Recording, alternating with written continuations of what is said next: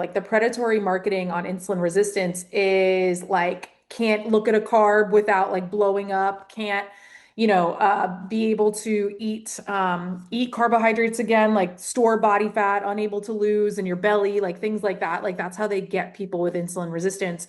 And then they try to sell them supplements like berberine, GLP-1s, things like that. What they actually need is, yes, there is an overabundance of visceral fat tissue, which is usually the main cause of insulin resistance, and then subcutaneous fat, so fat over the like regular old body fat, makes insulin resistance more common. They do need to lose weight to get and help insulin sensitivity. But then, you hear that I just made a reel on this too. It's so funny. You hear like, well, I'm trying to lose weight, but I can't because I have insulin resistance.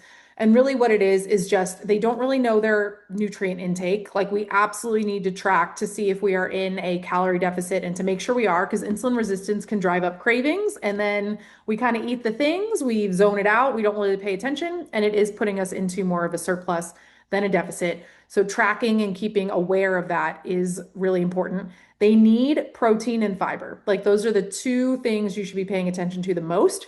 Starting your day with 30 grams of protein minimum will help stabilize blood sugar throughout the day. A lot of women like to skip breakfast because they think that they're skipping meals and saving calories and doing intermittent fasting, which will help. But intermittent fasting doesn't help insulin resistance. If anything, it creates unstable blood sugar. And then we have worse cravings later on, fatigue, energy dips. So the main thing that insulin resistant people want to pay attention to is keeping blood sugar stable throughout the day. So protein at every single meal, not skipping meals. We want fiber to be 25 to 30 grams a day, and we want whole balanced meals. We don't want snacking.